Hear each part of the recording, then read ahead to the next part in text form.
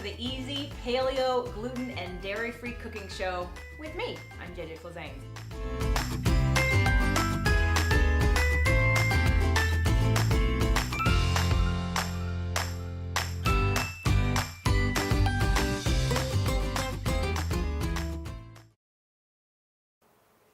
Eating right and exercising and still not getting the results you want? Did you know there are 7 factors that create weight loss resistance? Come on over to fit2love.tv/quiz and take the quiz and find out what factor might be sabotaging you.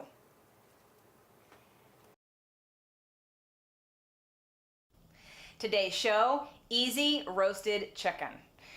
So if you want a foolproof chicken, you can buy them already brined. Brined means that the chicken sat in a solution of water and herbs or broth either overnight or for many hours. And so it actually adds moisture into the meat. So when you cook it, it has extra water in there, so it keeps it nice and moist. So I did get a whole brined chicken. It's organic from Trader Joe's. But roasting chicken is pretty safe if you follow these directions, and you're gonna get a really nice moist chicken each time. But again, if you're a little nervous it's gonna be dry or you're too afraid to undercook it, then go ahead and get an already brined chicken. So I'm going to take the plastic off the chicken. I'm going to rinse the chicken off. This comes without giblets, so there's nothing else I need to deal with. And then I'm going to rinse the chicken and put it in the roasting pan. So for your roasted chicken, we're going to use, you have a choice of either canola oil or grapeseed oil because these handle high heat better. The olive oil, while it's delicious and wonderful, I want you to roast your chicken on a pretty high heat, and that could turn it rancid. And I even did a little boo-boo, don't use canola oil ever again. And literally when I teach this in a cooking class, it takes me 5 minutes. Between unwrapping the chicken, putting on the olive oil, putting on the seasoning, and sticking it in the oven, it's 5 minutes or less. And people are normally pretty impressed with the results because they think, oh, isn't that a lot of work? And it's really not. It's super simple.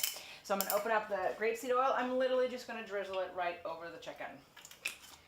Next, if you want to be really easy, Trader Joe's and other, I'm sure, grocery stores carry blends of seasonings. So maybe you're like, well, I don't know what to do with all those seasonings. Great, pick one.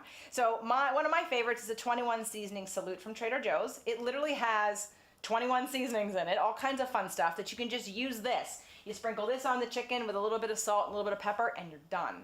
If you want to be fancy, you can stick some herbs inside the chicken and stuff it, and maybe with a little bit of lemon or onion or garlic. Again, it would only take another couple minutes, but you'd have to chop and peel. So we're going to keep things simple. Another great spice blend I love from Trader Joe's is called Everyday Seasoning. It has a little bit more of a kick to it than this does, so I really like both of them. And again, these are easy ways for you just to grind, put it on the chicken and be done. However, I'm going to use, start off with garlic, because JJ loves garlic, and I'm just going to sprinkle garlic on the chicken. Try not to make too much of a mess. But as my husband says, I'm one of those chefs who's like that dirt guy from the Muppets. That's what he calls me, which is why the cleaners are coming later. So then I'm going to do some black peppercorn. I love ground pepper. I'm going to do a little bit of sea salt. And it would be great to put it on both sides, but for right now, I'm just gonna, because we're not at the sink, I'm not gonna do that. And lastly, I'm gonna use the Everyday Seasoning blend because I do really like this. I still would add the extra garlic and the salt and the pepper because these blends don't necessarily come with salt in them. And the salt's a good tenderizer for meat. So you wanna make sure you salt your meat. If you don't like the salt taste, make sure you have it on top of the skin because then when you remove the skin, you're not gonna necessarily have all that sodium in the meat. So once I have seasoned my chicken and stuffed it if I felt like it, I'm gonna put my oven on bake and we're gonna go to 450. You're gonna roast your chicken on 450. Now this chicken is about a medium-sized chicken, and I'm gonna suggest that we're gonna roast this for 45 minutes on a high heat of 450. At the 45-minute mark, I'm gonna shut the oven off and I'm gonna leave the chicken in the oven with the oven off for another 30 minutes. So it's a total of an hour and 15 minutes, but 45 of it is high heat and 30 of it is just the oven off and cooling. So once my oven gets to 450, I'm gonna stick it in the oven.